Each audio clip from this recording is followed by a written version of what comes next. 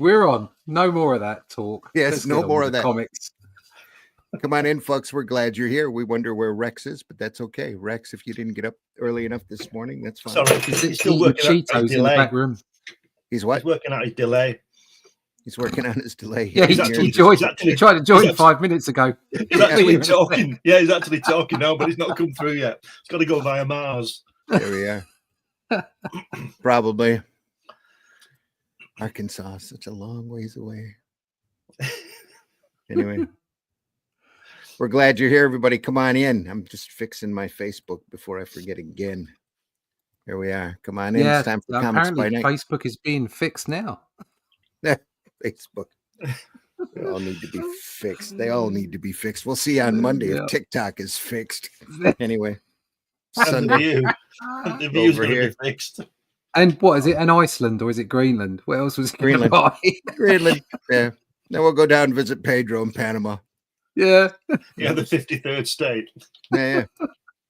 That ought to be like the 60th state at this rate. Well, we're the 51st, or we used to be. Yeah. No, we're just an Not aircraft now. carrier. We're just an aircraft carrier. We're an aircraft carrier. We don't even do that properly anymore. I have faith that you will be again. I have faith we will. Tell you what, Karen and I have been watching. Is it the SAS thing? It's I don't know if you know about it, Glenn. They did a series about how the SAS came into being. Obviously dramatized and what have you, but it's brilliant, absolutely brilliant. You should give it a watch. Oh, It's what's very it good. called? SAS. I can't remember exactly what it's called. I'll find out for you. It's very good. It's on the iPlayer. Right. Have a guy with really, really tall hair go, I don't want to say it's aliens, but it was aliens. Oh, dear. Come on in, folks. Times for Comics by Night. We got a great book to look at.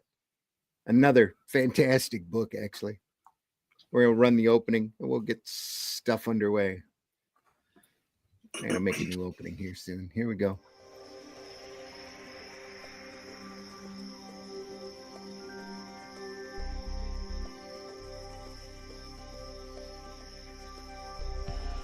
What was that? This is not a charade. We need total concentration. Now, once again, this time, with you.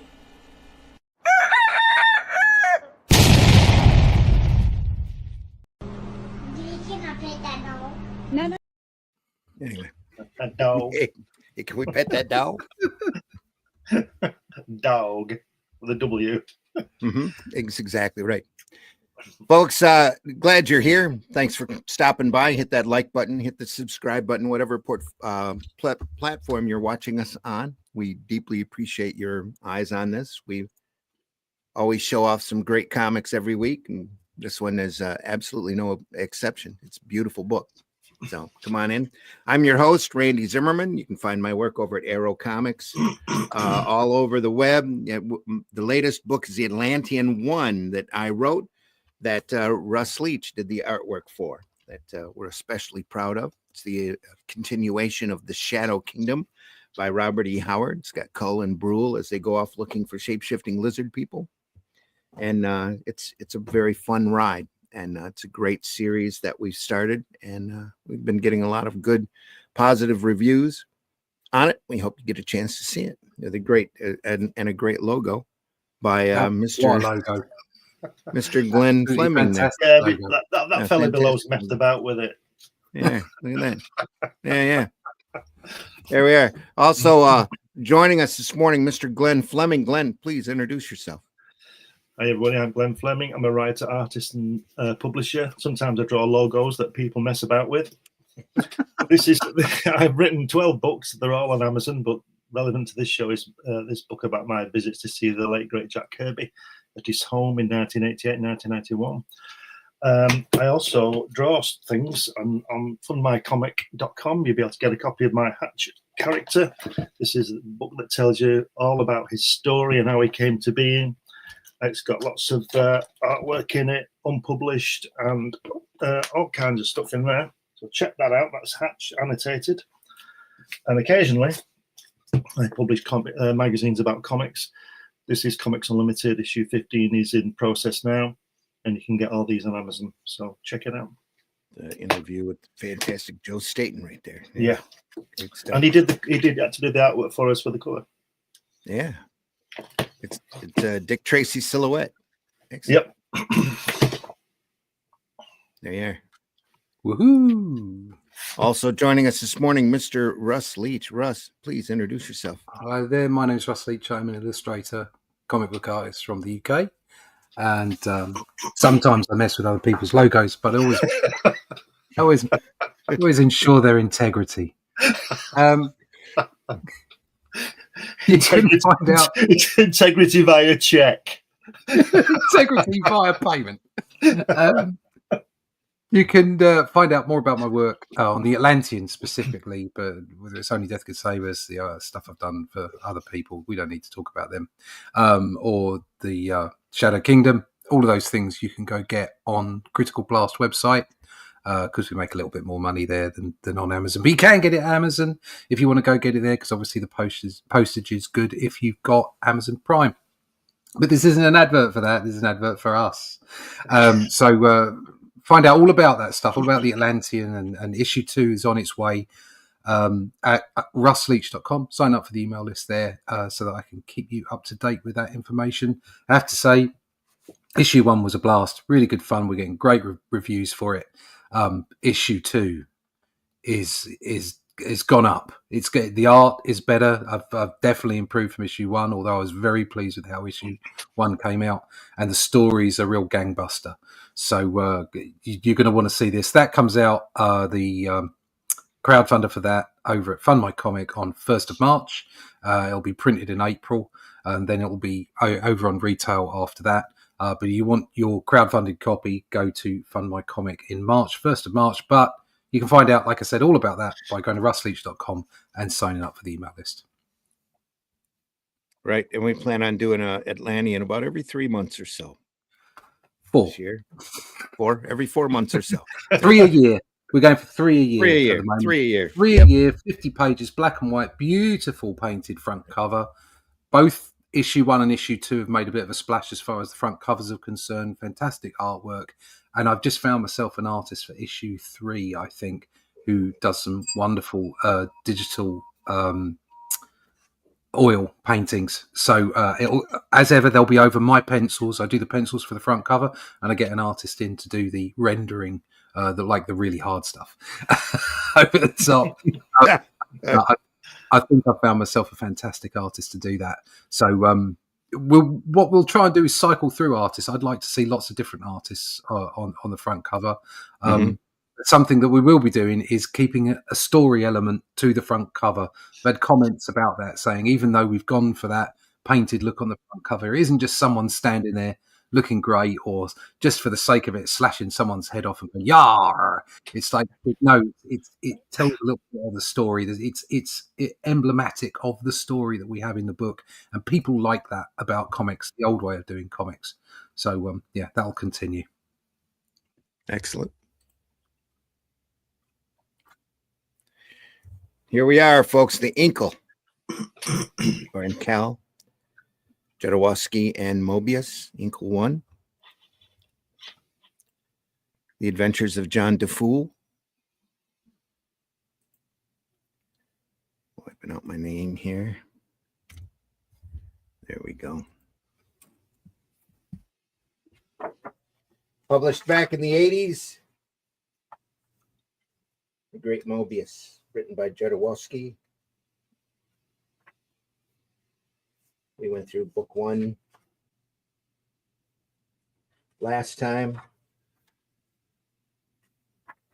We're about 2/3 of the way through Incal 1. Let's see here. Past the egg and the spider. The great little pterodactyl bird there.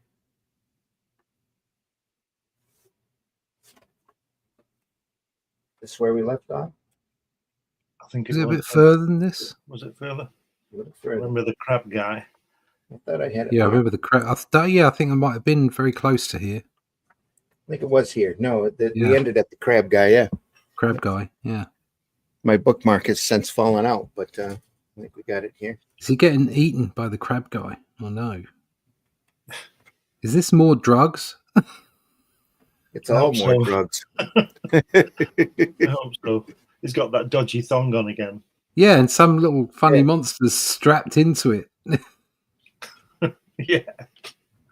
Oh dear. next Little to sluggy these there. nuts. No. No.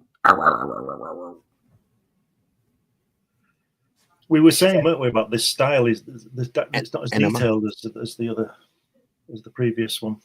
What we were saying about this style of it. Not quite as liney as ours, Zach. Yeah. Yeah, but just as crazy It's and on and mad. off. Sometimes it looks like he gets lost in something. Deadlines. And he just can't. Drugs. He just can't help himself but make Yeah. something detailed. You know, like there's odd little bits where he's obviously enjoying the panel. Yeah. Yeah. But then, the rest of it is lighter touch. Very much art. Does have a little beast there in his face. Yeah. A little monster in his pants. Yeah. A monster there in his now, though. pants. Got a monster in my pants. Sure, it's a metaphor for something, but not quite sure what. Check out my monster.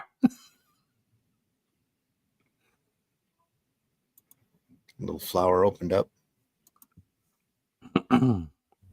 So he didn't get eaten. Help me, I'm yours. Yeah. Looks like you got spat at.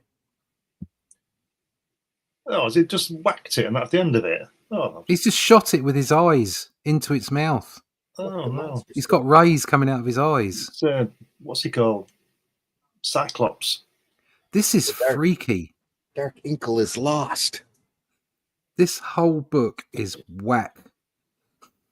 It's crazy. As far as the story is concerned, it's absolutely whack. It's completely bonkers. It's one of those stream of consciousness strips, I believe. I'm not sure whether it's an advert to take drugs or not to take drugs. Yeah, I think I can do without these drugs. Yeah. Yeah.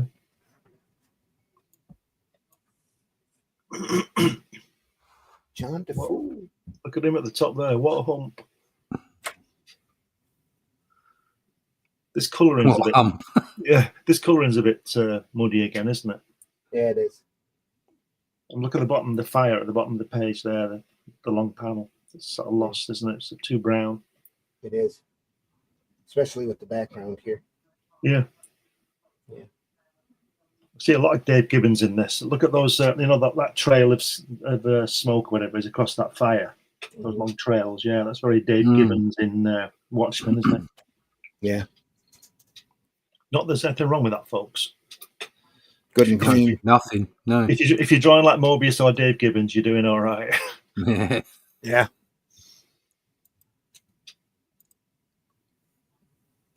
I mean, look at that panel there on the second page, the last panel. There's a lot going on in that, obviously, with the detail, but you can't see it because of all the muddy colours. Yeah, it's all brown. Browns down here. You can hardly see the detail, but it's beautifully detailed. Yeah. Makes John stand out, though. It does, yeah. Pasty guy. Yep. Your typical nerd type character. John Defoe. John Defoe. Oh, she's turned into an Egyptian goddess on that second panel. Wow. Little pyramid. There's a few pyramids in here. Kind of a floating Star of David, too, coming up. Oops, come back. Tripping in the snow. Come back. Do you know, I do like the space in the word balloons around the letters. Mm-hmm. You know, it's not jammed in. The lettering's not jammed in those little boxes. It's a translation. Yeah. Originally in French. Yep.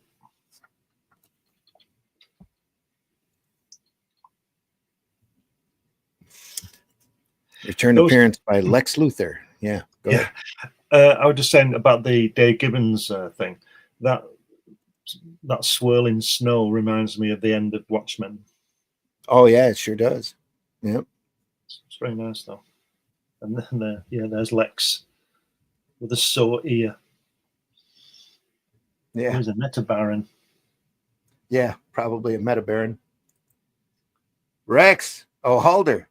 Nice to see you. Hey, Devil Flyer Momentum. Devil Flyer was there earlier. Halder's in the house now. We're not sure where Rex is. He might not have gotten up this morning after making his connections. HR has a lot of icons for us this morning. Glad you're here, HR.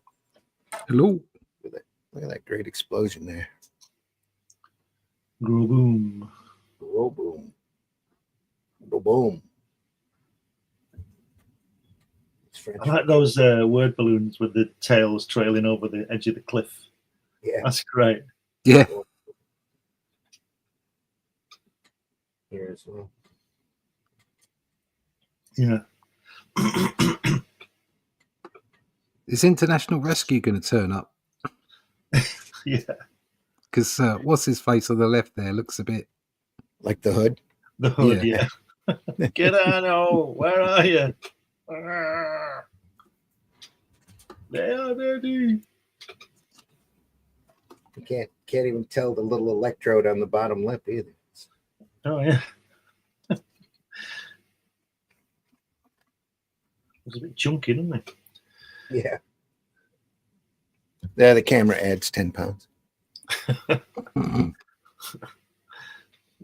Onward. It's a great shot. Wish you could see it all in black and white. All that detail is just lost in the brown there.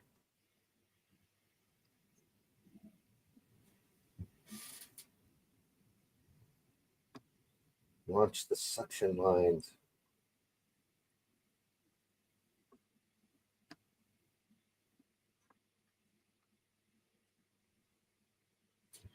Take that panel and put it in a museum.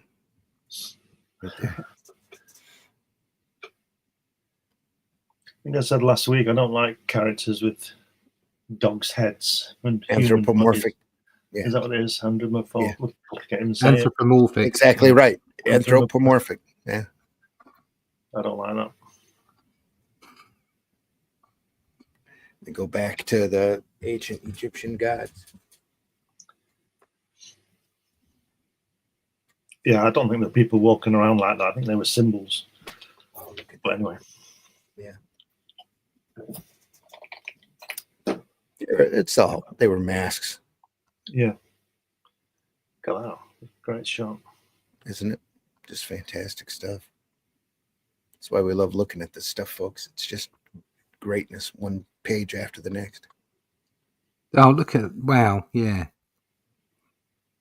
That's like James Bond, isn't it? You only live twice when they come into the volcano at the end. Yeah. I love the worm's eye view shot of the first panel. It's just I love looking up through the hole into Brilliant. what's going on above. Yeah, it's bonkers. That's what I was talking about. Whenever I talk about planning sequential art and not having 3D models or pictures or whatever, that's that image there, that first panel, that says it all. Because where are you going to find anything to trace for that? Yeah, exactly. And as far as 3D, how are 3D models going to help you? I suppose potentially you could get a 3D model for the guy closest to you, for the anatomy, and maybe twist that. But even then, what you're doing is you're having to do all of that to an idea that you have in your head. You don't start off with the tools first. You start off with the idea. Moebius had in his head while he was doing this, he went to draw this panel and went, I know what I can do with this panel. I've got a worm's eye view with all these people. They're looking straight up. There's a massive hole in the ceiling. And then there's the whatever it is beyond. You don't get that by playing about with the tools.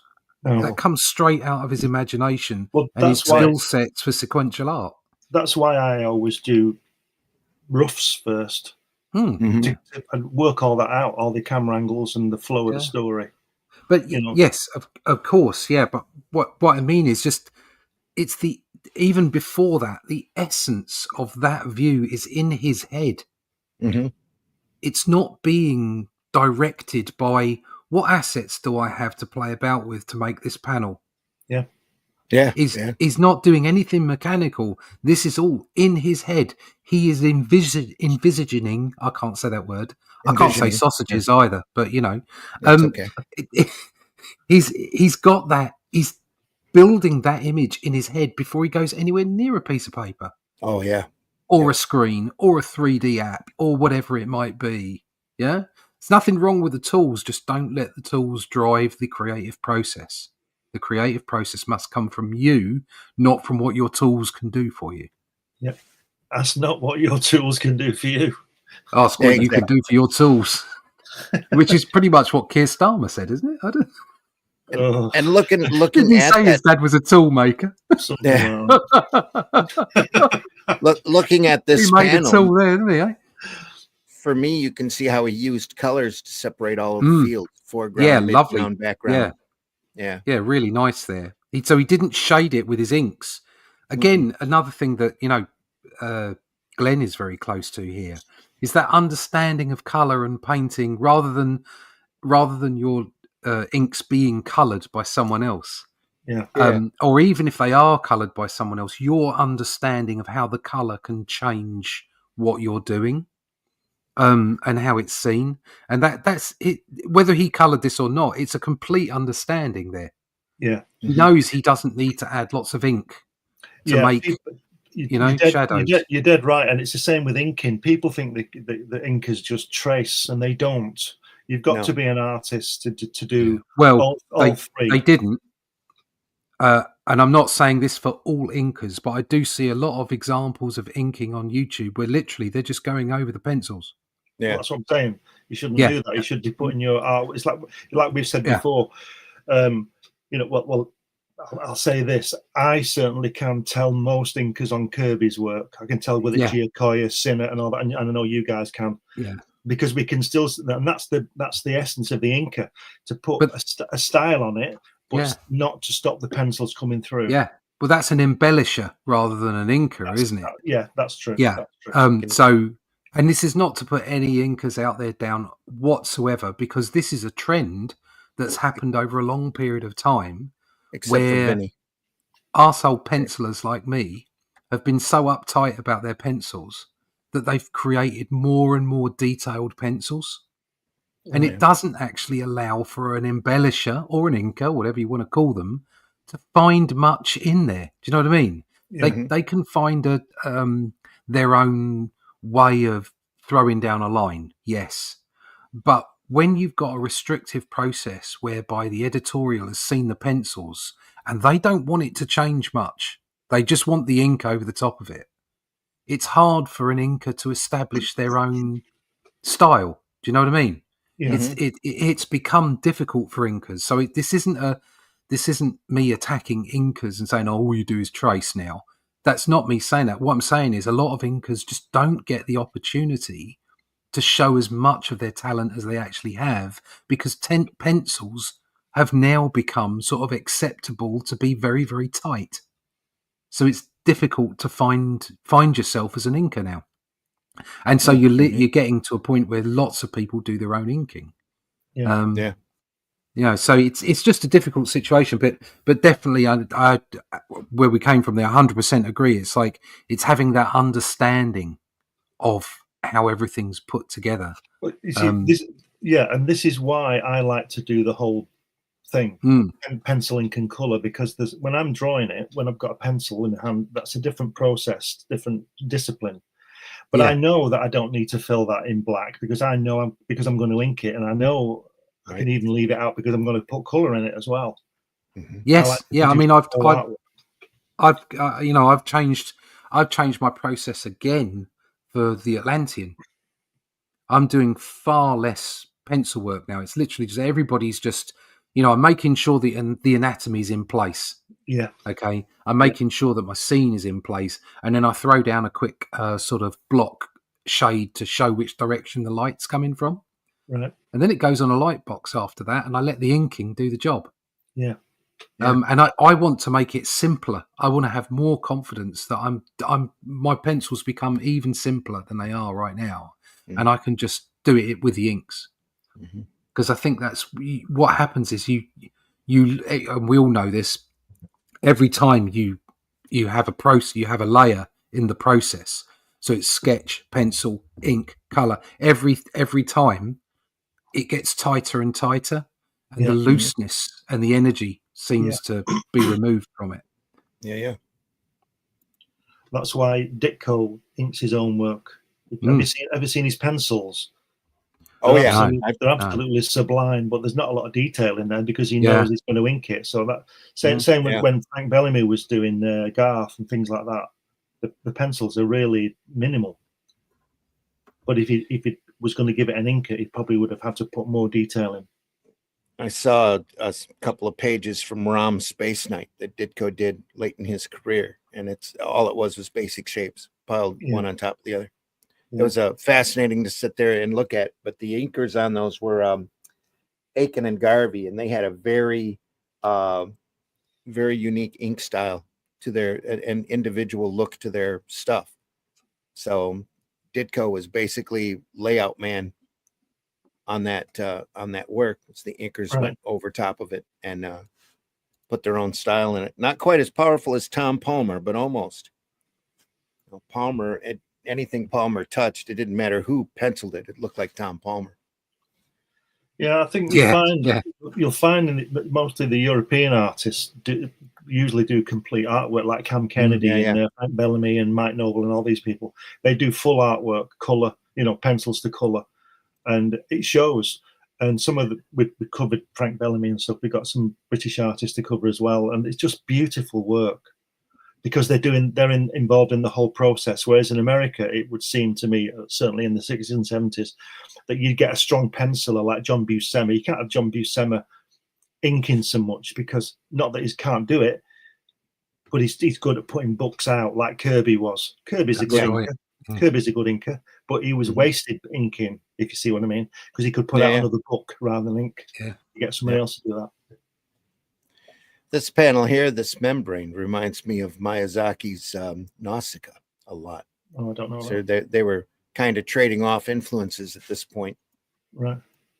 Very, very similar type thing. Nausicaa is a great story about a girl in an environmentally challenged world, and they had these large bugs and all sorts of little odd membranes and plant growths and stuff that they were dealing with.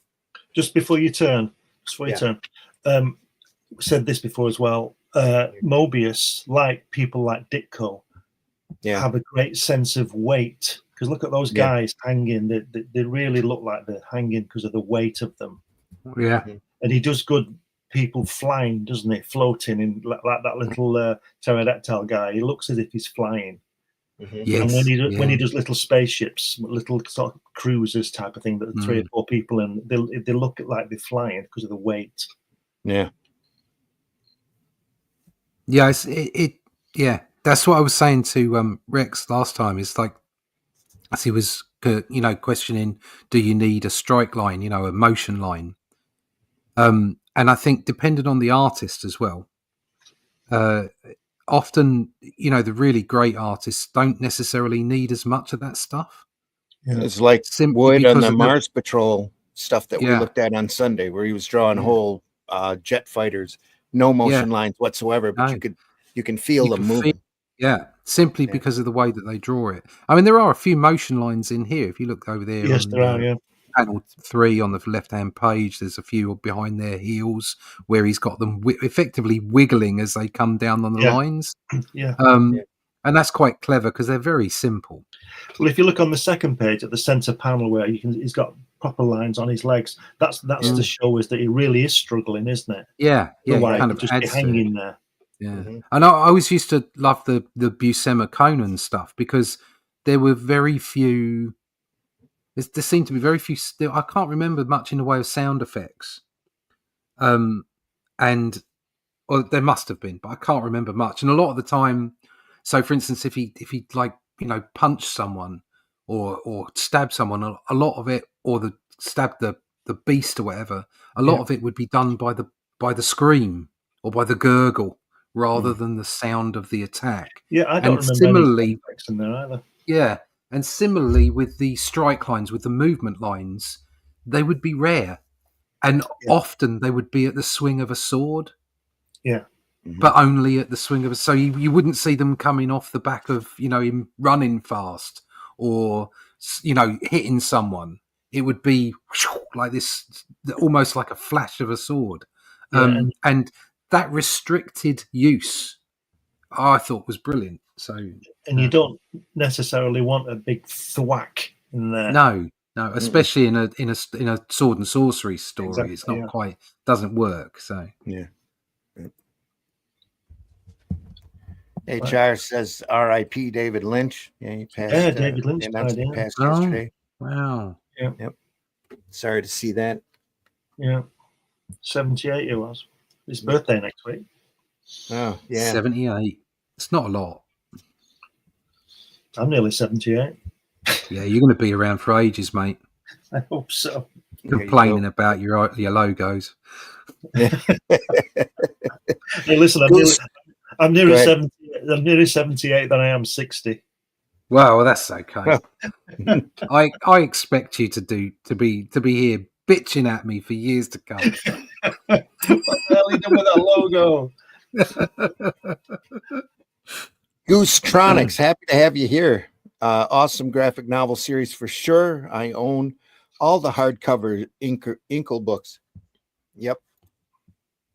We're looking at the Epic Comics trade paperback editions here. This is Good Morning, TGIF. Thanks, Bone. Nice to see you here as well. Thanks for stopping by. Matt Black Gaming's in the house. Good morning, y'all. Good morning, Matt Black. Chat's live, folks. We're live this morning. It's the 17th of January. We're looking through some fantastic Moebius work. Look at that city. Look at that little island. Reminds me of Myst. Yeah. Right there, the video game, Myst. Old video game, I should say.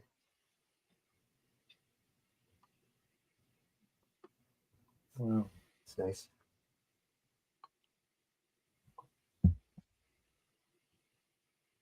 That guy running along with the hunchback guy, whatever he is. He's not a hunchback, he's got a crazy suit on, but that guy. Fantastic. Your high affinity. Yeah. Yeah.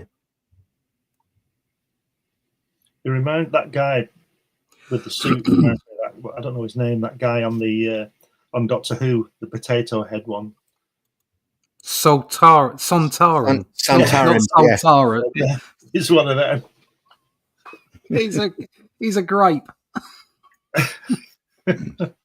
He's a dried grape. Yeah. Speaking of Doctor Who, I think I've seen about 2.5 seconds of the new one, and that was enough. Yeah, that's enough. Yeah. I'm coming out now. I'm coming out and saying I don't like it anymore. Sorry. I know I'm never going to work for the BBC again. You don't know. I'm sorry. I just don't like it anymore. It's rubbish. I saw the show where he transformed, and the minute he took out the Roger Rabbit mallet and smacked the TARDIS on the side and made another TARDIS, I said, "That's it. I'm done." I have to say, I'm a bit of a purist. I had issues with the series where Jodie Whittaker was in, but when they changed the canon, when they made it so that the Doctor was no longer a Time Lord, and that the first Doctor wasn't the first Doctor, it was like, nope, sorry, I'm switching off. I'm gone. I'm done. This isn't about change. That wasn't about changing and moving forward. That was butchery. Yeah, they absolutely butchered the canon. So I wasn't interested. William Hartnell wasn't the first one then. No, not now. And he's not a Time Lord now. And he's not a Time Lord anymore. No. What is he? some strange alien that turned up on Gallifrey? the Time Lords planet before Yeah. they were Time Lords, just appeared out of nowhere, and a little child and a scientist worked out that the child could regenerate, so she kept killing this child until she worked out how to regenerate, and then stole the regeneration powers, ergo creating the Time Lords. And that first little child is the Doctor. Right. Yeah, rubbish. Sorry, go away. Crap. Yep. I'm sorry, but it's crap. I don't like it. There's no, like I say, I'm all good with like adapting and moving forward and creating new things and even adapting old things and making good stories. But that just butchered the canon, so I'm not interested anymore. Yeah, I mean, if it changes, it's got to be better. Yeah, You can't exactly. change for change's sake for me, and that's what they seem So to do in a lot it of wouldn't things. matter how good or bad Doctor Who is now. I can't watch it anymore because it's not Doctor Who anymore. It's like saying Star Wars is Disney Star Wars. Yeah. Yeah, this is not Doctor Who anymore. It's something else. So I'm afraid I'm not on for the ride. I mean, it's a personal opinion. You know, if you enjoy it, great, do your thing. You know, whatever. But for me, Doctor Who is gone. So there you go. A lot of the Same franchises. as way as Star Wars is gone. Yeah. Yeah, I was going to say most of the franchises have just turned into very bad fanfic anymore. Yeah, People doing and you've got to be wishful careful about lists saying and stuff. fan fiction, because you know Yeah, 'cause they're people not could say fans. that about us, about the Atlantean. Mhm. They could say, "Oh, it's Sure. just bad fan fiction." The difference with what we're doing in the Atlantean is we're not adhering to canon, but we are respecting that canon. We're respecting the world that Robert E. Howard created and the characters. We're not trying to change those characters in our own image. We're not trying to make those characters for someone else. We're simply telling further stories of what we think Robert E. Howard might have done it and how he might have done it. So that's a true respect to whatever's come before you. You know? Yeah. Yep. Marv in the house. Thanks for being here, Marv. Good morning. Just knew yesterday that Alan Moore hates the term graphic novel. He said that there's nothing graphic and it's not a novel. It's just an expensive comic. Gotta go. See you Sunday. I've now come to terms with the fact that I think Alan Moore's a dick. It's just like I said, it's just a personal opinion. But I think if I you've think been he's following the news the last couple of weeks, I think everybody that gets into that position kind of turns dickish, and you end up finding some egotistical, bizarre behavior comes to the surface. I find Alan Moore's opinion of comics to be sad and just grumpy. Just like, you know, go away. It's like, you made some great comics. Yeah. You made some absolutely great comics. And I agree with him here. Graphic novel was simply a term that was made to try and make the snobs like comics. It was the only reason that term was created. It was a marketing term. All right. Try to up, especially here in America, to up sequential art into the realm of literature. As opposed to just kiddie trash. Yeah, exactly. And Alan Moore is a writer first and a comic writer second, I believe. And I think he's as snobby as everyone else. And as far as I'm concerned, comics sequential art doesn't need to be promoted to the term of graphic novel. It's a perfectly excellent art form all on its own. Mm-hmm. And the things that Alan Moore says, I just think are detrimental to the art form. So there you go. Much as I love a lot of his work. Yeah, for somebody who doesn't want anything to do with it, he seems to have a lot to say about it. Yeah. Yep. Yeah. Ain't that the way? Yeah. So, yeah. Goostronic says it was a good marketing term. It was a good marketing term. It did make a difference, especially in the West and in, you know, well, sort of America and Britain, really. That's where it hit most, because, you know, they were already respected in, you know, sequential art was already very well respected in lots of other places around the world, Europe, Japan. Yep. South America. So So much so. Yep.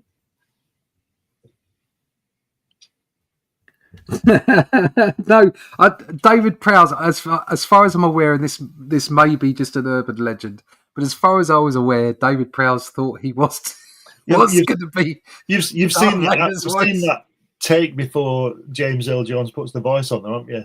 Yeah. When he says, "Luke, I am your father," and his best Cornish accent, it doesn't work, does it? You are not on a diplomatic mission. Now, where are the plans? Yeah. It's like, no, mate, you were never going to be that voice. Yes, LOL. Well, if you're going to have your voice dubbed over, you might as well go after the best voice you can find. So damn straight. There you Yeah, go. I mean that I think that James Earl's voice is part of the reasons that it was so successful. Yeah. absolutely. You've got to have it in like sort of a top 10 or a top 5 of what made Star Wars the thing that it was. Yeah. And his voice has got to be one of those things, That and breathing in a tin can. Yeah. Yeah. Real good. More browns, more reds. Yeah, there's a lot of brown and red in here, isn't there? Brown. Yeah. We've got a lot of brown you need to use. Although, Okay. yeah, it doesn't quite work on those bottom panels, but I do actually like it on that top panel. It's got that kind of control room feel to it, isn't it? Mhm. Low light. It's losing a lot, though, isn't it? It's losing a lot of detail. Those That's tracks. because we're line junkies. Liz, what y'all think of about the Valerian movie? I enjoyed it. Didn't see it. But then I am very shallow. I do like special effects and explosions. I love the property, and a lot of the movie is pretty, but it was horribly miscast and terribly written. Yeah, you So, see, I've not read Valerian. there we I was go. only vaguely aware that it was a graphic novel when I saw the film. Oh, it's a series. I know. Series, I'm yeah. totally aware of it now, but I wasn't when I saw the film. So I went into the film completely without bias. Which one did Wallerbridge write? I don't know. Don't know. So that's the one where Harrison Ford dies. Blade Runner? No. The one where Harrison Ford died. Oh, the Star Wars? Yeah. Yeah. Oh, was she involved in writing that? Yeah, she wrote it. Yeah, she's destroyed James Bond. I didn't know she was involved in the Star Wars. Yeah, she was. The first thing she did was I've not seen it, but she was a voice of one of the little robots, like R2D2 thing. Oh, that was in the Lando Calrissian, the Han Solo movie. Right. Well, Okay. But she's also written one. I didn't know that. Didn't know that. Oh, well, either. that makes sense. And she wrote Sad. the Indiana Jones one where they. Well, I know she completely screwed that up. I'm never watching that film. And she had an hand in the last James Bond film. Yeah, I won't watch that film either. No. Sorry. I'm gonna upset everybody if they've not seen his film. He dies in the end.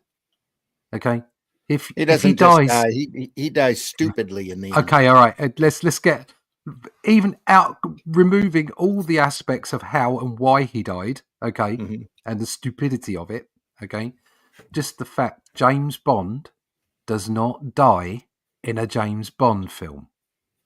Okay, so that last film was not a James Bond film. There you go. Well, again, like we were talking about with Doctor Who, it's just fan fiction. It's just it's taking a dump on the characters and the brand or the IP from a very great height.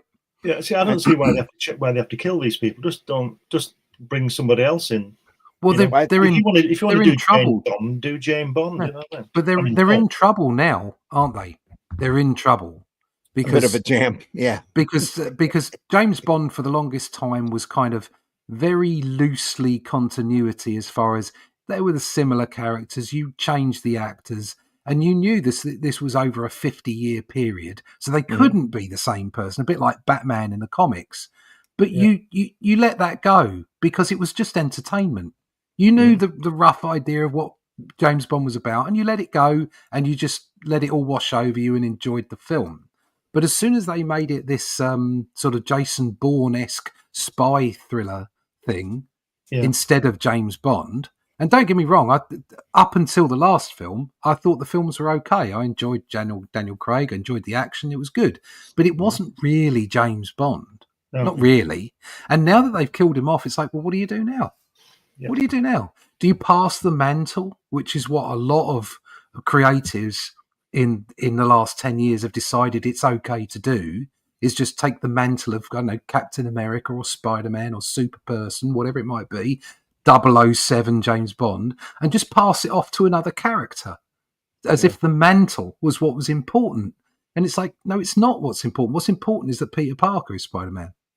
What's important is that James Bond is 007. Yeah. Mm-hmm. Yeah, it's not to restrict any other kind of person, any other demographic from being in as a character and being the lead as a character or anything like that. It's just that those characters are what they are, and the reason that people love them is because of what they are, not because of what they're called. It's the same as, and it's the same old. So. It's the same as Nick Fury. They have to. You have to knock his military service back to the Gulf War because he's got to be 40. Yeah, well, you see, and I know he's be 100 years old now, but I don't care. Just have him Nick Fury. Yeah, that's exactly the same as Bond. It's like you've just got to let it. And Batman's perpetually 30. Yeah. It's like, that's fine, okay, make him perpetually 30. But you see, we've got to this point now where it's the loss of. I put it down to one thing. It's the loss of spandex. Yeah. Okay. As soon as you put everybody in zipped up, button up leather and not in a spandex knickers, okay, with a cape, you've lost the magic. You've just lost the magic. Yeah. That's a fantasy element that adds to the theme of what they're doing. You know, that they should have learned that a long time ago, because they had runs of like Wonder Woman where Emma peeled her. Yeah, and dropped the costume, and they saw the numbers go straight through the floor. Same thing happened with Teen Titans there for a while. They put everybody out of costume, and the sales just dropped like a stone. I think prior to sort of like the mid 90s, maybe a bit later on, but prior to then, superheroes were fantasy, or they were fantasy adjacent. Yeah, it was an element. It was a fantasy genre. Yeah. And I feel now superheroes are more sci-fi adjacent, and they're two different genres. I don't even fantasy think the modern and science comics fiction are like that, even as much as just they're trying to be overly realistic with just idiots. But you see, that's instead of heroes. But that's very sci-fi. That's very science fiction, isn't it? With science fiction, you often embed in real world science, if you can, just to make it believable, and logic, and things have to work a certain way because science fiction has got the word science in it, so it has that underpinning to it. Whereas fantasy, you can do what you like. Mm-hmm. Yeah, and that's why I say beforehand, superheroes were fantasy adjacent, and now I think they're sci-fi adjacent. And that leads into what you're talking about, is like right the way down to just eating pizza a lot, and drinking coffee and talking about their feelings. Yeah. Rather than just getting on and hitting the bad guy in the face. Yep.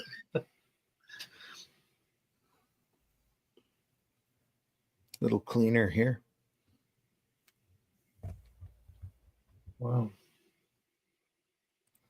Matt Black says the thing, Russ, if you remember the first Daniel Craig Bond movie, he says in Casino Royale, he tells M that he knows how short 007 lives are, which tells us all Bonds die. No. All 007s die, not all James Bonds. That's what I'm talking about. 007 is definitely a mantle, and it's a mantle in the canon. 006, 005, 004, he talks about other 00s being killed off, but he's James Bond. The character is not 007. The character is James Bond. And I agree with you. That's an absolute line. It's like Peter Parker. It's about the character. It's Peter Parker's Spider-Man, isn't exactly. Everyone is replaced. Spider-Man is not the character. Peter Parker is. Yeah. Yeah. The other way round that goes is with Batman and Bruce Wayne. Batman's really the character, not Bruce Wayne. If you Mhm. kind of go that psychological route, but the two of them are integral. They must be integral. You can't give the bat. You can temporarily give Batman to someone else within a story, like when they broke his back and stuff like that. That was a great story. Yeah, Mhm. but he always comes back, and he is Batman. Yeah. Captain America's the same way. Yeah. You know. It's who wears the suit now, isn't it?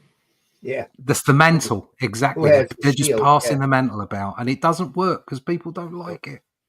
Sure doesn't. Anyway, back to the art. Oh, they are calling them hunchbacks. I didn't realise. He says, Yeah. "Watch out for the hunchbacks! Die!" What hump? Yeah, what? Exactly. You know I can help you with that hump. What hump? The president is dead. Oh dear, look at him hanging there. Yeah, I didn't look at it like that. Makes sense now. Yeah. Dead. Look at that. He says, "The president dead. Let's rip apart his carcass." Not oh dear. Let's rip him Okay. Quickly, yum yum. That's Monday. But anyway. That guy, Oh, dear. the bottom right panel on the left hand page, it's got a little bit of a Tintin kiss curl, or is that Yeah, he a has, horn yeah. in his head? Yeah. No, on the right On the right. panel. On the right. On the right panel. Over here. Last panel on the Left first page. page, right panel. Yeah, That's yeah. him. What's that going Yeah. on there? Oh, yeah. There you go. Hergé's Adventures of Tintin. Isn't He's that in got one public of those domain now? fins for Yondu. Yeah, the first Tintin story, I think, is in Mm. public domain. Is it? Wow. Yep. It's All it 80 means is you can make 80 years since T-shirts out of it. Is it 80 years since he landed on the moon then? It will be, won't it? Yeah. Yeah. Wow. More.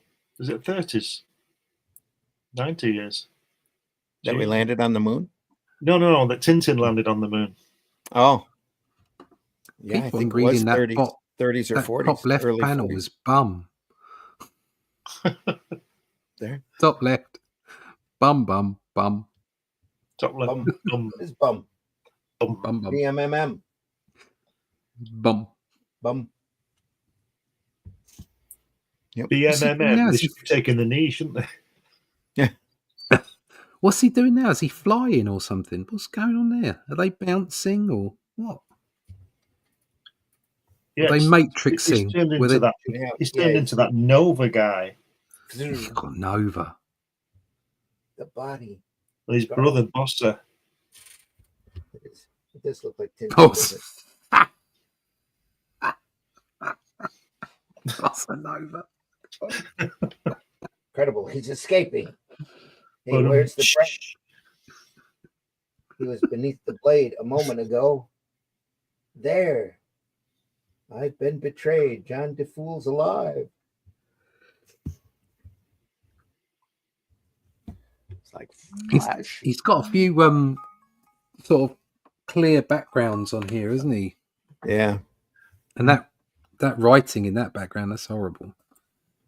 He does that occasionally, doesn't he? Yeah. Sticks Yeah, he like does. Yeah. dark colours on a panel, on a text panel.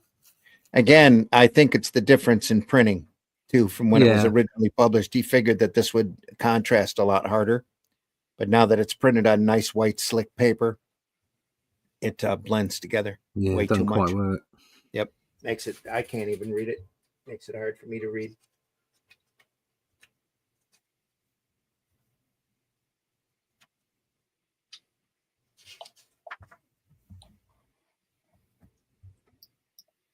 The acid lake. Look at that. Wow. I'm thinking that this got to be the printing, these colours. Mm-hmm. I can't imagine he's. Remember, this is the 80s. I'd be Yeah. interested to see a more modern printing of this to see how it looks.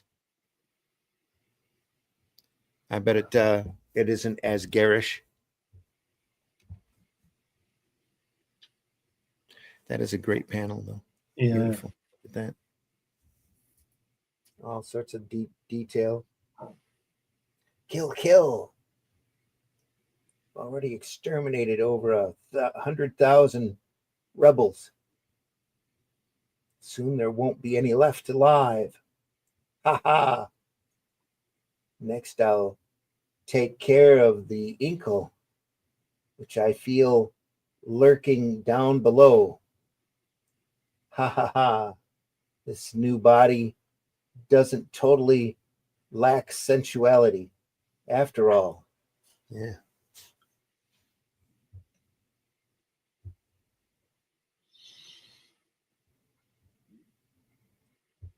Necroprobe.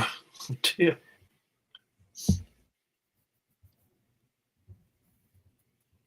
This stuff really makes me want to get I'll have to dig up my copies of Yummy Fur and show you Ed the Happy Clown sometime soon. It's a real stream of consciousness strip that goes way out in left field. Gets pretty crazy. I'll have to look it over and see if we can show that on YouTube, because there's some pretty adult parts to it. We might have to run a little warning in front. But yeah, it's crazy like this is. It goes in every direction at once, and there's all sorts of crazy characters running through it after a while.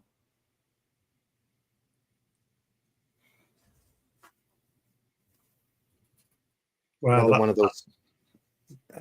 another one of those overlooked classics type stuff. You were saying, Glenn? That panel, that black and white panel is really good, isn't it? If only they'd coloured the rest of it, or not coloured it, done it like that. That's fantastic. Yeah. Those shadows are great on that wall. Love that. Excellent. Then we get this block of red that you can hardly see anything from, with a big sound in the middle of it. Look at the opposite there. How fantastic that black and white panel is, and how horrible that red one is that you just pointed out. Yep.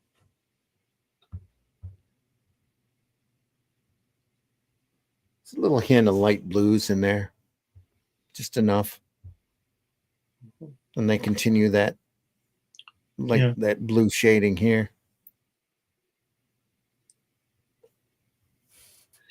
When is this from? The 70s? I think it is late 70s. Let me check the actual printing date on this. I know it was done in chapters, so it was done over a long period of time. He'd do he'd do a chapter, and then a month later he'd come back and do the next chapter.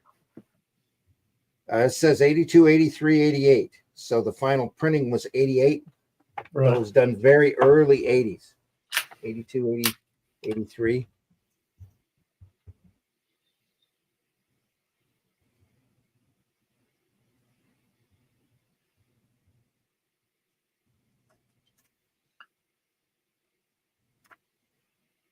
Ah, look at that. Looks like a Vulcan bomber. Yeah. Flying wing.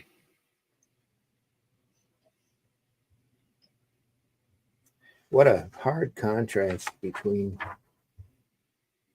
that, or they're inside and down a, looks like inside a big cavern. They get out in the open, and boom, you have all this beautiful color. Look at that. That's gorgeous.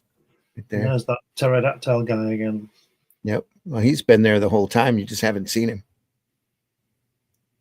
Because they, block him over with a single color. Right. Arzak. A whirlpool. I love that. Little gleams of light coming off of it. It's really sweet. Incal. We're doomed. Pretty much is. Oh. Don't abandon us. Yep. Don't abandon us. Wow. Wow. Come on. End of book 2. It's actually the end of book 1. So where's Arzak gone then? Has he gone down there as well? I think he's flying down into it, yeah. He's traveling with him. Isn't he? I think he is. Yeah. He's flying up there.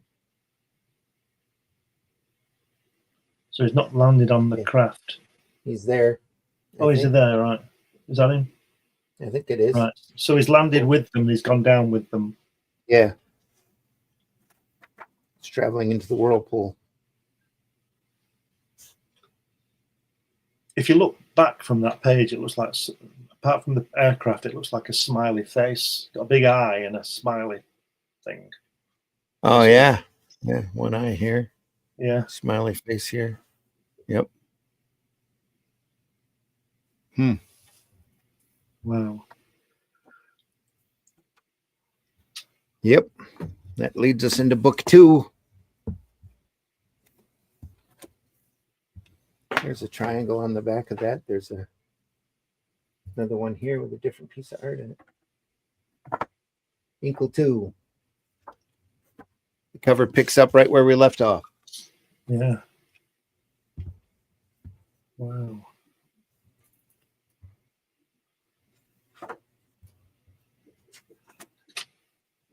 Wow. Come on. Reds love the splatter here. You must have colored that and then splattered water up on it or down here, you'd think. That's what it looks like. Yeah, could have, yeah. Beautiful stuff.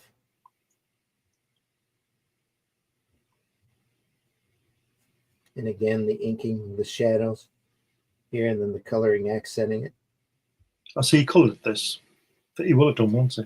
I would imagine He'll have coloured that one. All of that.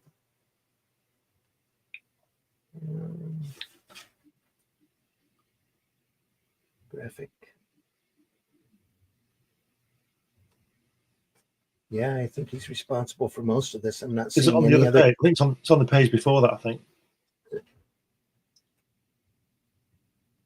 No, that's the editors. Yeah, it says Consulting colours. Got colours. Yeah, What's there we this are. one? What's this one called? That which That is below has colors, credits, and It's Frazic, and that one is Isabelle Bomini Jaunet. Colours. yeah, Right, that so which he's is not, below is where we're at. so he's not coloured these. No, I'm sure he's overseeing it all, though. I hope so. Yeah. The consulting colors is Claudine Gerard, David Yeah. Siragi. Oh, those consulting editors. Sorry, Claudine Jerome, that must be his wife, I suppose. could be. Yeah. Sure, you're right. Chapter 1, The Psycho Rats, book 4. It's a bit hard on the teal there. Yeah. There's your. Again, it's overpowering, isn't it? Yeah, in places, it certainly is. They lose all that detail here. Beautifully rendered. There's Isaac. He's not looking too happy, is he? He looks worried. So can I see that first illustration again? The full page one. Oh, so cool. That's lovely. They had to have used that as a cover for Metal Hurlant. Yeah. That this was Lovely serialized. colouring. Yeah. Fantastic. Like I said, I just love the splatter work here. Yeah. It's fantastic.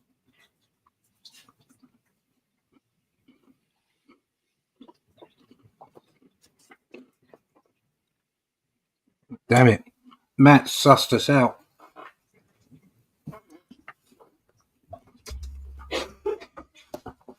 Just move it over a bit, Randy. Yep, sorry. Oh, earthquake. So I've come to the conclusion that all comic artists are secret mass murderers carrying out their fantasies. Well, okay. Yeah, well. Some of us are mass murderers and some of us are darker than that.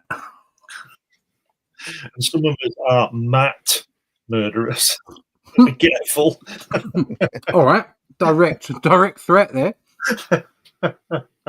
Someone call HR. HR puff and stuff. HR was in the chat. Yeah. Call HR now. Let them know. HR puff and stuff. I feel unsafe in my working environment. I always see that talking flute every time I think of HR. But anyway.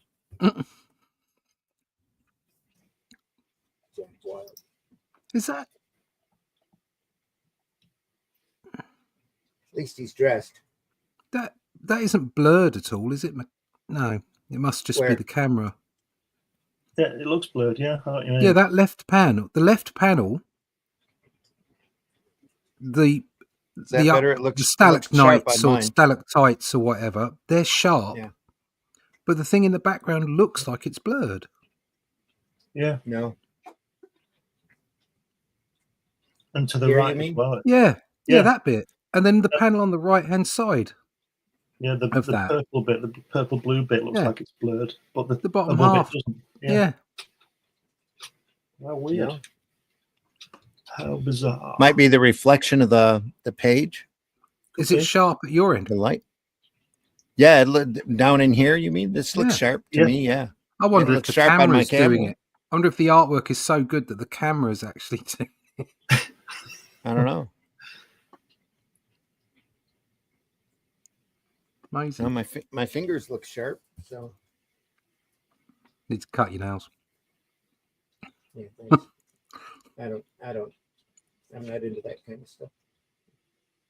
I just bite them. Never imagined I'd end up being a hand model anyway.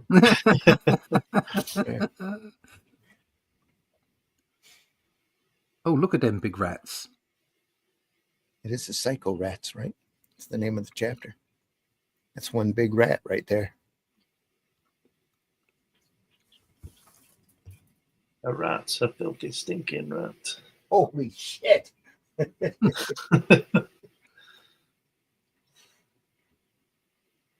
Come on, you dirty rats.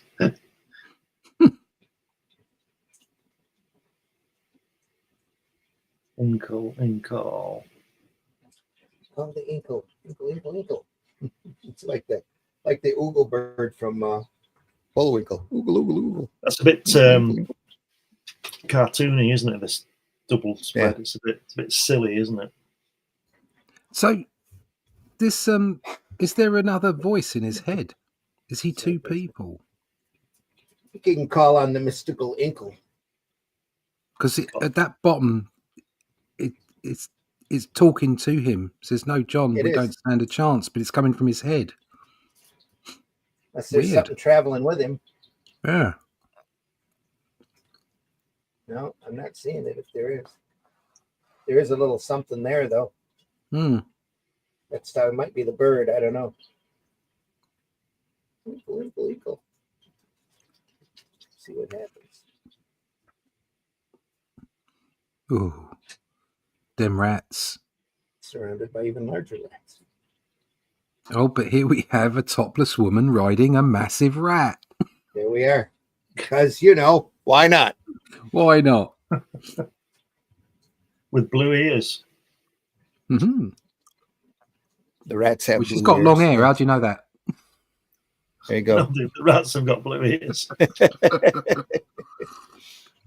Didn't Elton John write a song about that blue ears or something? Elton bloody John. He's great, isn't he? He says he doesn't play his piano at home. Right, okay. Elton, he's losing his eyesight. I reckon that's a euphemism. So he probably doesn't play his piano at home.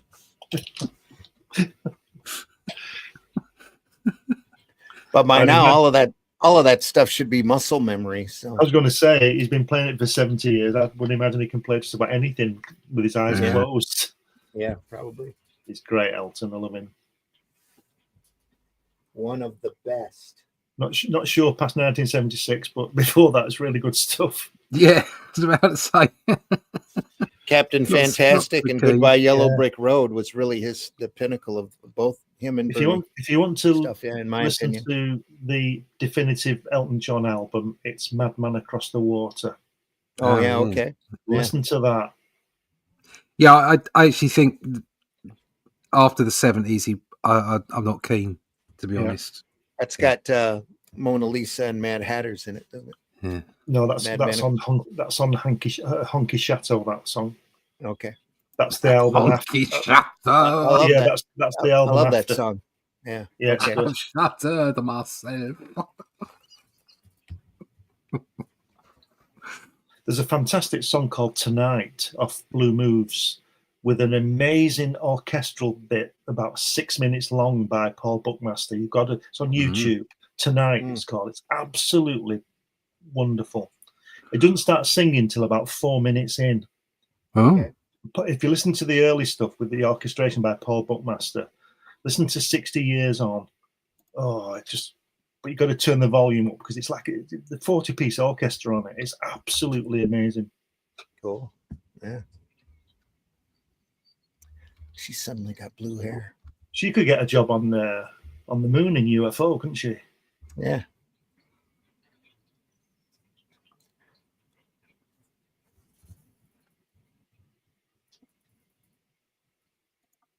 Wow. I like the way her hair matches the rat's ears, the colour of it. Yeah. Beautiful. That's probably on purpose. Yeah. Doesn't she look great, though, with that blue hair? She looks fantastic, doesn't she? She's gorgeous. Just a great drawing right there. Yeah. Really pretty. Love it. Where's Arzak? Is he there? He's in Oh, he's there. Oh, he's thinking. Holy concrete. I didn't know he could think. Yeah, he talks to him all the time. Gotta think. You can't escape me now. That drawing of that girl is just beautiful, isn't it? It is. Just the drawing of it, never mind the colouring. Yep. Hmm. I like the way she breaks out of the panel as well. Looks almost animated, doesn't it? It's very simple. Yeah, Very much. Yep. beautiful. Sign of a master at work. You know. Yep. And then that red thing appears. Garbage dump. Do the dump. Flying leeches. Whoa.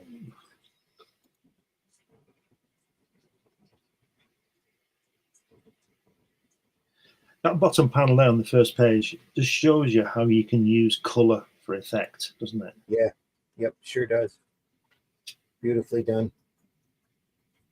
Reminds you of like an inner earth kind of thing. It's all Yeah. like a ring world almost type situation.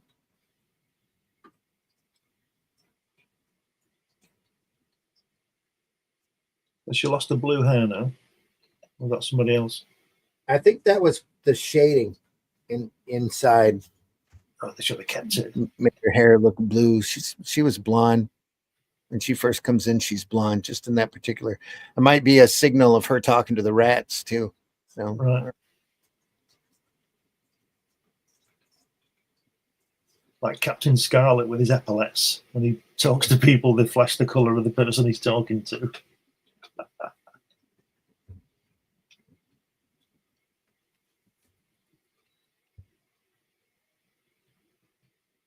Just so well drawn, isn't it?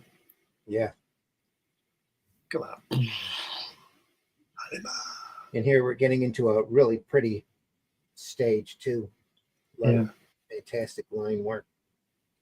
Look at that. Just great. Anima.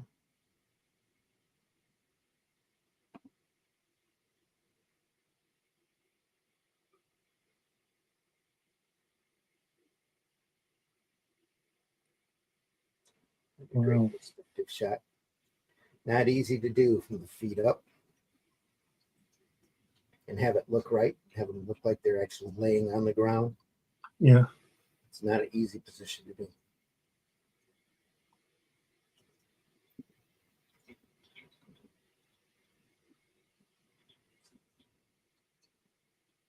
It's great stuff.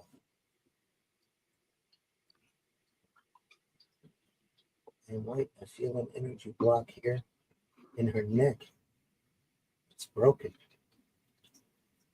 Let's combine our Incal powers again. It can't leave her like this. I'll drain the pain from her. Paralysis on the right. You fill her with your own regenerating energies from the left.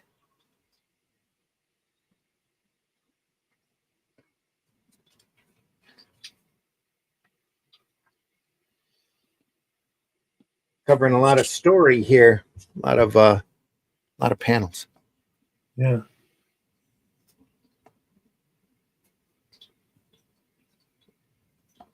Wow. Hands. The Transformer appears. Yeah. I'd say it looks more like the Iron Giant to me. But Wow. probe.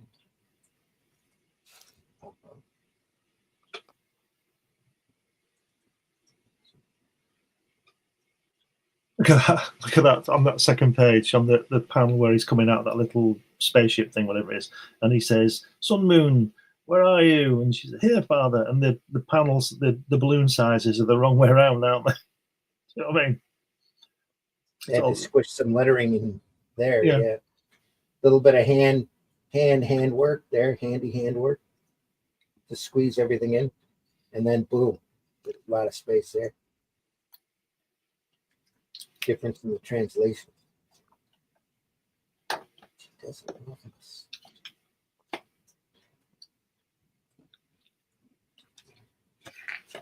Is that this was about the same time as Empire Strikes Back? I wonder if they got the guy from Cloud City is bald with a bit of mechanics all the way around, like a crown running from ear to ear along the back of the head. I wonder if they pulled that from this. Yeah. Or vice versa. As it Empire was 1980, right? Yeah, I'm going to say that this is 80.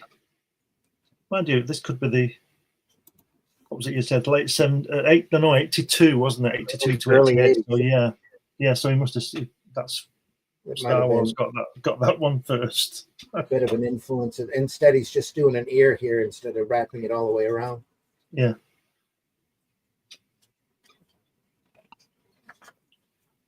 It doesn't look very Moebius, does it? No, it's changed. Look at those characters. Yeah. It's got the feel of somebody else about it. More the guy, and then on the previous page as well, where he's shouting. Yeah. That's just, I don't know. Here? No, the one on the left where he's shouting right in the middle of the page. Yeah. Anima. If you That's look got on a lot of Dave Gibbons in it there. Yeah.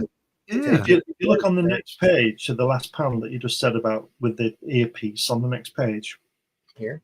Next 2 pages. Overleaf. The last panel. There you go. Yeah. I mean, it can't be because the guy's already dead, but I can see Bill Everett Submariner in that last head. Oh God, yeah. Yes. Yeah. Very much. It's just bonkers, isn't it? Yeah. Especially in the eyebrow there, the little curl up. That's right. Yeah. And the long face. Mm-hmm. Yeah, it's very strange. I think he's got different hands. I think he's got studio working on this, you know. I think he has got other people working in this. Wouldn't surprise me. Yeah. Ah, look at that Attack. Again, it's too brown again. It's too muddy.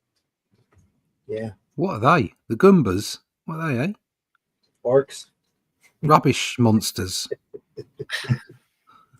Damn, Pretty much. Witch. Look a little froggish. Yeah, it's Yeah. Modoc's brother. Yeah. It's Modoc's brother pretending to be the 7 samurai.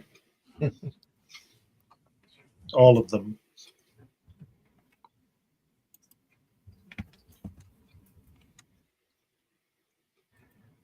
Matt says middle panel left page. He could be saying, don't tell him I filled the rats with TNT. Said in a Columbo voice. The last page over. Yeah. It's psycho rats and little nebbishes. Almost like the mole men from Mole Man, the Fantastic Four. Just need bigger eyes. Yeah. The lettering's suffering a bit, isn't it?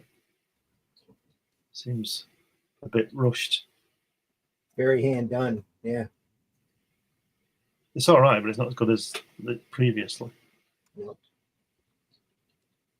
Probably had a different letterer. Like here too, we're pressing that side Yeah. of the pan, that balloon.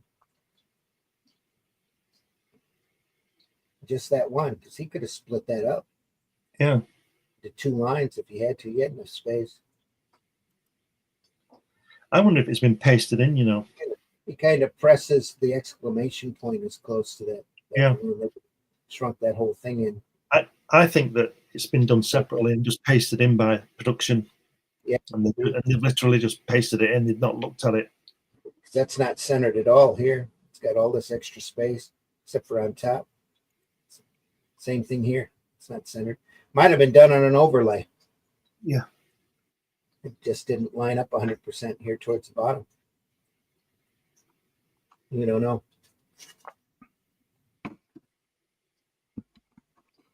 They're all trying to put the shit Overlays, eh? Yeah, remember those? I just, you know what? I just love the way artwork. Looking back now, after being heavily involved in digital processes, Mhm. I look back now and just think how wonderful it was that everything was done on sheets or paper or I've got some. Yeah, plastic. I've still got some No. artwork from 1989. I think it was for Yeah. Granada Television. Yeah. They had you could go down and go on the Coronation Street plot and all that kind of stuff. And I did some work on some T-shirts, and I've done them all the different colours and overlays for T-shirts. I know. Wow, great. I'll dig it out and show you. It's really Yeah. good. It's really Back when you great. used to have to separate the colours yourself. Yeah, that's right. Was it a solid color or were there process colors where you had to deal with percentages? No, it was just solid colours for T-shirts. There you In go. fact, I've got the T-shirt and it's still in the plastic bag that they gave me for working on the job. I can't tell you how many T-shirt separations I've done. Yes, I can Probably imagine. at least hundreds. Yeah, Well, if not well, thousands. my claim to fame on this job was the fact that I was the first, not the first, but one of the first people who didn't work at Granada because I was freelancing to actually go on to the Granada tour because I'd worked on it. They took me through the tour before it was open to the public, and we went on one of those those video things where you're hanging on and you're going down all the tubes and the chairs rattling about. I don't know what they're called. Motion Master, it's called. Okay. Went on that. Fantastic. It was absolutely brilliant. Did you get a hot pot at the end?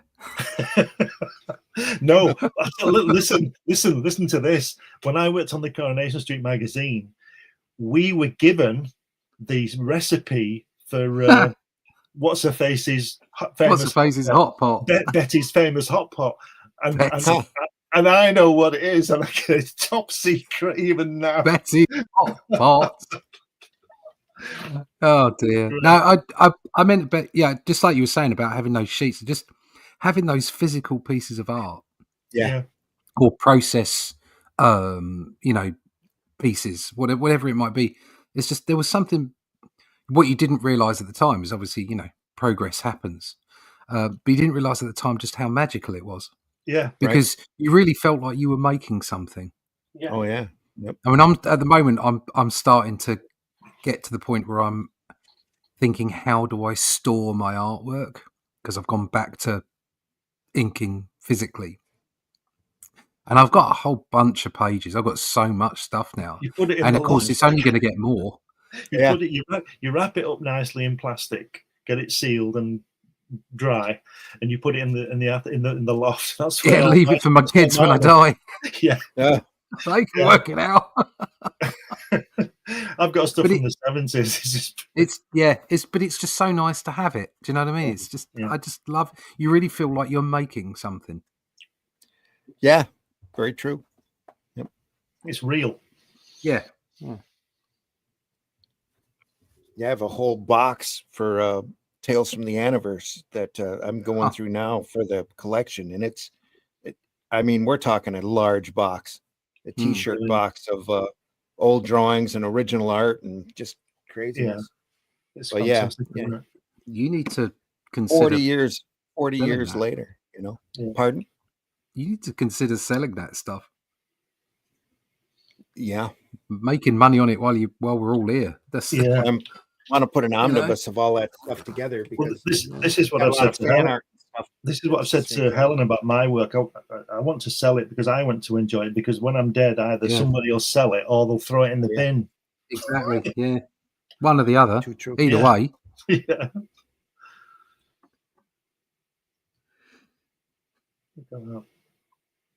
And like yesterday on Nerd Bacon, we're going over those Heritage auction figures. It's like crazy. Just Yeah. insane. For original arts climbed so much the last few years. It's ridiculous. That's because As long as it it's becomes got more and more some, scarce. yeah. As long as it's Some- got something Some to key it. part to it. Yeah. You know, I'll say this quickly because it still hurts. I had some stuff and I got rid of it, and I'm dreading seeing it now. What it Yeah. might be getting. Me too. Tens of thousands of pounds worth. Yes. Yeah. Some of it will be. I know it. I know for sure. But there Look at you go. this. Beauty and simplicity here. Very wide That's- open spaces. It's odd, isn't it? It's not Mobius, is it? I think he's doing layouts. I mean, look at the second page, the first panel where they're walking down the corridor. I don't get Mobius vibes from that. Here? No, Yeah, not at all. it's In all fact, right. that's It's compared not to the rest of the work, that's a pretty sloppy panel. Yeah, It's beautiful though. Yeah. Again, I just Oh, love yeah. the openness of this, especially after seeing what we've already gone through. Mm. what are all the bits floating on? Are they on? Is it on the wall? Which bits? Yeah, on the bottom panel there.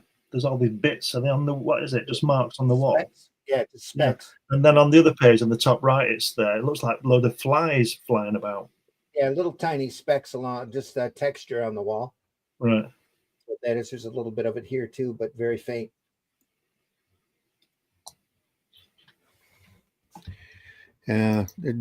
Jellysaurus in the house. Thanks for being here, even though you say you're Mrs. Farts. Okay. Thanks for watching us. Hit that like button, folks. We've got a great crowd this morning, live. Deeply appreciate you. Whenever you watch us, hit that like button, whatever platform you're on. Any type of communication or exchange you have with us just helps our algorithm, even if you hate it, and give us a thumbs down. We do appreciate it. Any type of engagement. Look at that.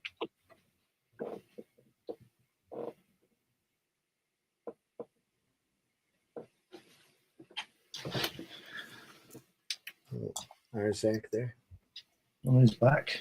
Wolf head, you stupid mongrel.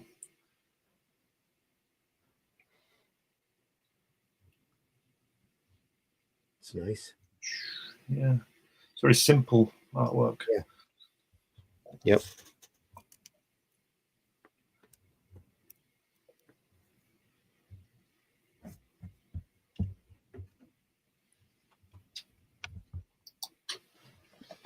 Again, here the color is working, you know. Yeah. Nothing's muddied, everything's just beautiful on it, nice and bright. Love this coloring. Planet of Gold. I'm gonna get a little spacey here for a minute. Look at that. That took a little bit to do. Yeah. Then we're back to the solid red block here, blocking out all of the great, just a little bit of darker reds here and there, but all of that detail work is fantastic. That just gets washed out by the solid color. That's a great Mobius design on that top right, isn't it? I can tell Mobius in there with that planet. Yeah. Yeah. This too, though. Simple shape. This whole page just screams Mobius. Even the large blocks of text. Yes. And now for an info dump. Here we go.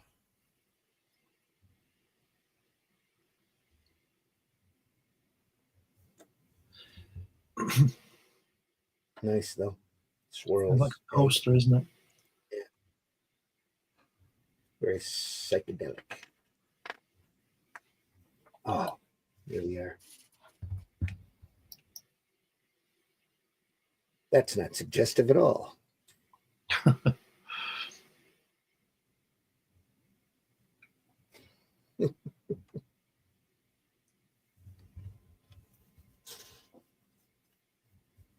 Wow.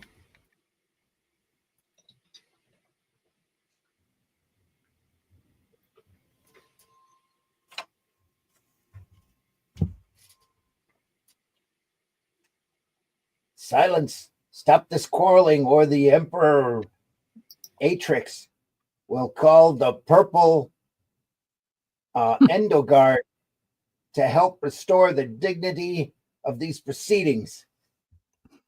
Hate it when that has to happen. It comes. Is that purple? Looks a bit I like a afraid phallus to me. Yeah, it does, doesn't it? Like I was saying, that's not suggestive at all. Mm-mm. Especially at the little added bands of orange here right into the head of the ship. This is Matt Black says wood chip Glen. Haha.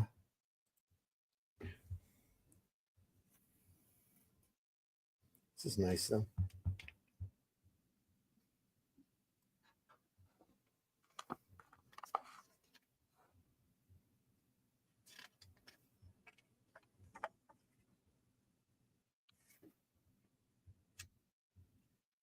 Calm down, all of you. Listen to me. Yeah. Silence.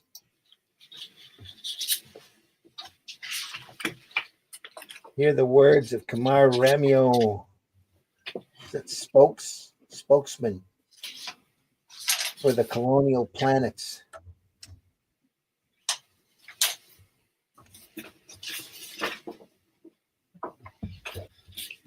Just put me on the screen, Randy. I've found that artwork. I've dug it out for you with the overlays just for a second. There we are. There's one without the overlay. Uh-huh. And then this one, it's got all the, there's the overlay. Can you see that? Can't see it. Yeah. Yeah, I too was a ruby lith and amber lith master in my time. It's brilliant. So line it up with registration marks, little periscope. Yeah, and it's done on the CS2 board. Okay. Yeah. PS2 board. Hello, board. There's a name from her past. Look at this. You even get an overlay on your artwork. That's a dust cover. Yeah. Yeah. Sure. And there's my logo. Look at that. Here we go. CS2 drawing board. I used to do like marker right, yeah. Visuals. Yeah. For products or things, scenes, whatever, and used to, so that you'd give them to the design board or whatever, the design production team. Once I became a visualizer rather than before I was in the design production team. And of course you'd mount them up on grey board with a little nice cover on the front and everything, because it would go off to the brief or whatever, it'd go off to show them. They'd be lovely, these boards, and they'd come back and go, yeah, I want that one, the rest of them go in the bin. Yeah. It's like nobody cared. Just all throwaway stuff. They have a lump. This is all that's left. Sun destroyed by a shadow egg. Oh, that looks like a Christmas pudding. Yeah. Is it? Yeah. From here. Reminds me of a tribble, but anyway. Yeah, a little. This carbon lump represents the death of an entire planetary system, where before there were two thriving worlds. What is that? Terriola? Yeah. It looks like, and Cherise. Now there's only two lifeless husks orbiting around a dark usurper, the shadow egg. Eek. That guy at the end, the very end there with with the white hair. The fat guy looks like Digby out of Dan Dare. Yeah. Yeah, kind of does. Digby, are you eating again?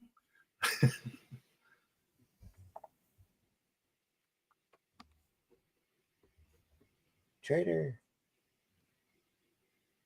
I think Moebius is back on layouts again. He's not doing this art, is he? Well, he probably is, but it doesn't look like his stuff. Or again, he's doing it quick in order to hit that Yeah, deadline. could be.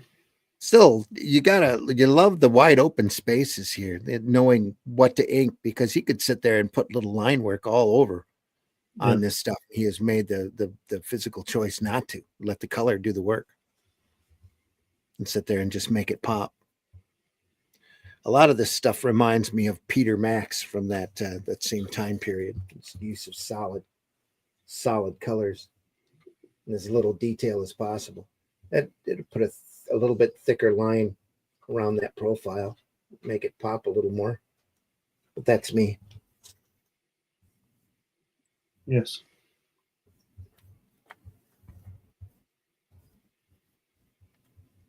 Death to the technos. This kind of looks like a fisheye lens warp. Yeah. This panel does. Sees this, the Bursars out with the Iman. Death to the technos. This must be the technos. Oh, pulling out the guns. Tom.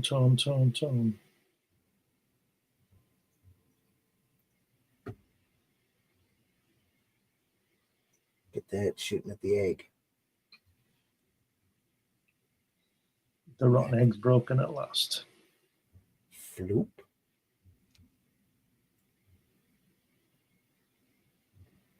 The Emperor Tick's been hit.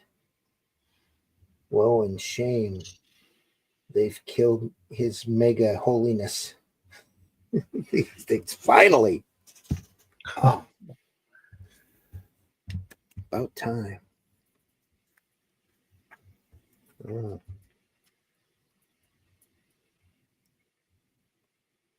As all of our characters arrive.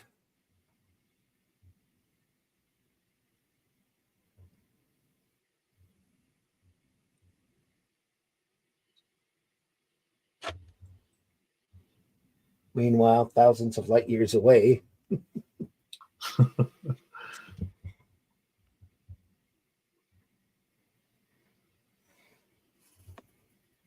Classic. Wow. Oh, it's the start of a new chapter. Shall we call it? Yeah. Yeah. It's getting on. Yeah. Yeah, let's call it. That red guy there reminds me of that one of those robots on the black hole. Black hole. Yeah. Max. Yep. Max. Yeah, that's the one. Yeah. But the line work here, especially on that robot, reminds, and the just that whole page reminds me of Jeff Darrow. Right. You know who that is? The guy who was working with did some stuff. I think it's Jeff Darrow. Did a bunch of work for Dark Horse with a little robot and a little boy robot. That was same line. I'm a real boy. Kind of. That's it's very simple, isn't it? Very simple line work. Yeah. Still a lot of work though. It's some texture back here. There's some intentional, beautifully done shading. Just enough. Just enough, to give it a look, a feel of roundness to it. There. Just enough to show you he's a genius.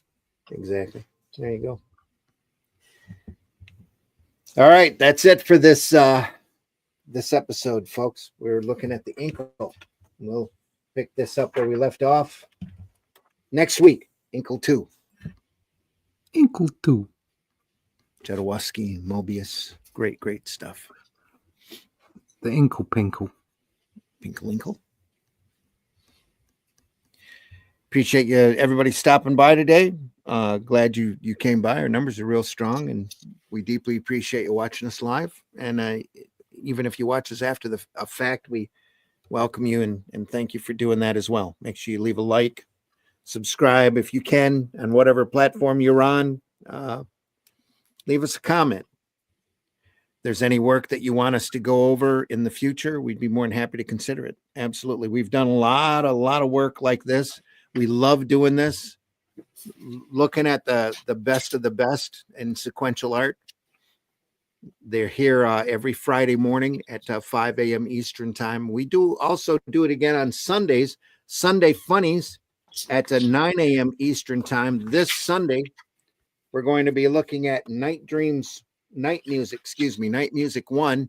This is a little battered copy here, but all of the artwork is still real good inside. P. Craig Russell, some fantastic work. We'll go over this on Sunday, Night Music 1. And then next Friday, we'll pick back up with Incal where we left off. So, introduction by Steranko, eh? Yep. Nice introduction, too. Was this the one that you rescued after the solar flare? Yeah. Yeah, the last rescued it out of a house fire.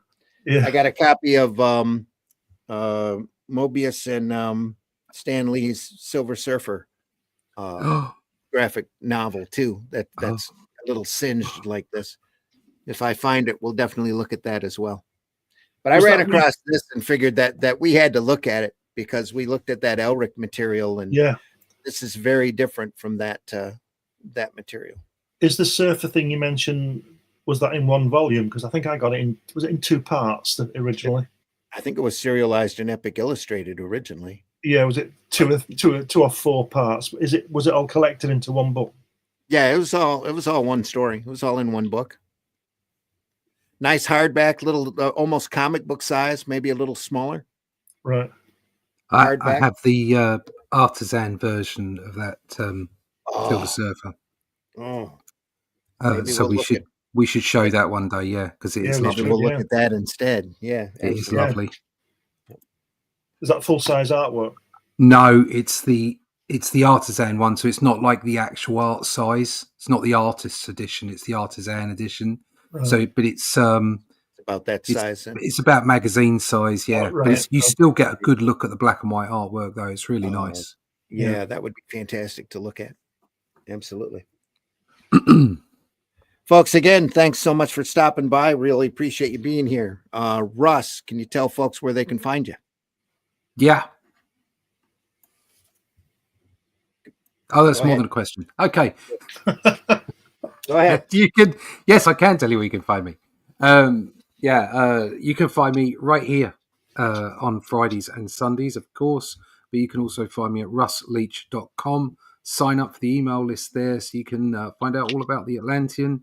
The crowdfunder's on its way in March. The artwork is being done at pace. The story's great. It's a bit more hack and slash in this one. It's lots of action. It's really good fun. So check that out. Tried to capture a pulp novel type feel to it. So, yeah, you did. It's really cool. There's loads of great fun in it. It's wonderful stuff to draw from. Hopefully everybody will be pleased with the visuals. So you want to find out more about that? You want to find out where you can go get a book right now? You can just go to russleach.com, sign up for that email list, and I'll let you know everything about what you need. Once a month on a newsletter, occasionally a few times more when we're in crowdfunding. But other than that, I won't fill your inbox up with rubbish. So go sign up for that email list at russleach.com. All right. Fantastic. Glenn, please tell folks how they can find you.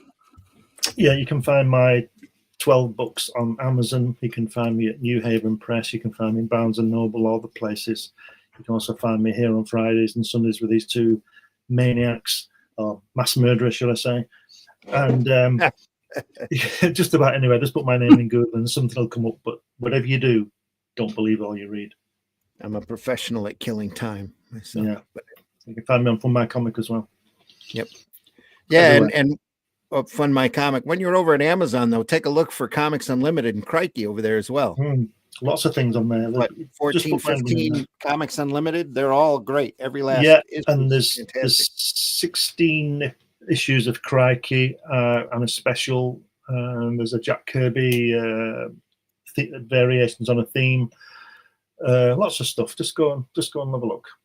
Seek and ye shall find. There we are. And folks, I've been your host, Randy Zimmerman. Really glad that you were able to stop by. We are archived over at the Comic Book Black Belt YouTube channel, the Randy Zim, ZIMM YouTube channel, and the Indie Comics Network. So if you get around to all of them or some of them or all of them, make sure you subscribe to those pages and you hit the like or dislike. If you hate us, it's up to you. So we are here 2 times a week. We love doing this stuff. We've looked through a lot of great material, and we're going to be looking through a lot more. We don't get paid for this. We're not monetized at all, but we just love watching or love showing this stuff off, being inspired by it, talking about techniques around these great illustrators that we look at and their work. So we hope that you enjoy it as well and take a look at some of our other archive shows. And again, I know the majority of our viewers are after the fact, especially here on this side of the world. And we deeply appreciate you anytime that you listen to us. Make sure you leave, like I said, that like or love indicator wherever you're watching us from. We deeply appreciate it. Other than that, we'll see you next time. We'll be back Sunday morning looking through P. Craig Russell's Night Music 1. Fantastic stuff. On the Sunday after, I can't wait. I got a great book for this Sunday after that I hope everybody will enjoy. One of my favorite series. So I thought the book, we wouldn't be able to show the book because it was badly printed, but I went through and looked at it again and it's like, oh, this will work. It'll be all right. So we'll go through and look at that. Matt Black in the house. Thank you so much. Says the robot looks a lot like Iron Man. Yeah. They all do. He's waving. Yeah. Iron Man's so iconic anyway. Folks, again, take care. Go visit your local retailer, especially right now, especially with everything going on. That retailer is going to be struggling just to make his bills.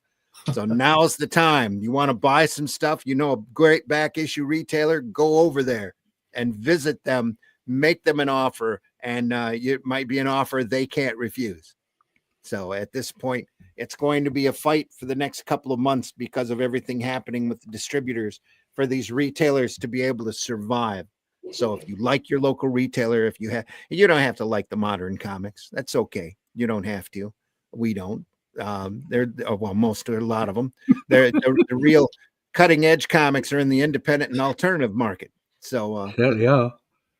Go over, but if you enjoy your local retailer and you think he's necessary for your area, go over there and patronize him. Now is the time. Go over there and show these people that you care. So, in fact, I've got a large collection of books at my local retailer I have to go get here pretty quick. I haven't seen him in a couple months, so got to catch up on my Conans. There we are. Again, folks, thank you so much. Deeply appreciate you being here. Fundmycomic.com. Take a look at Hatch Annotated.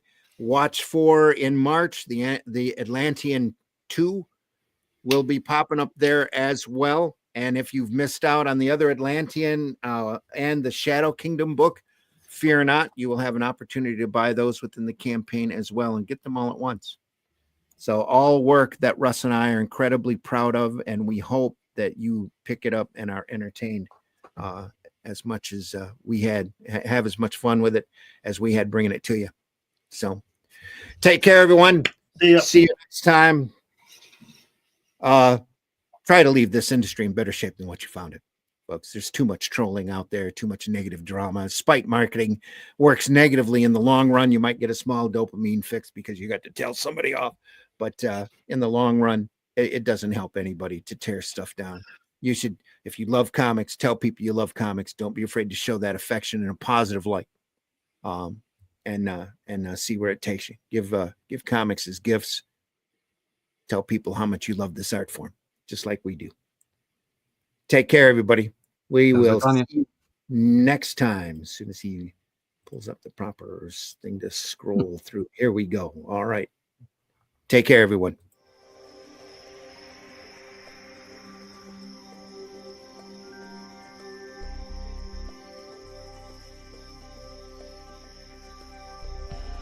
What was that? This is not a charade. We need total concentration. Now, once again, this time, with theory. Some men just want to watch the world burn. Can't nobody tell me nothing. How dare you? Get off my lawn.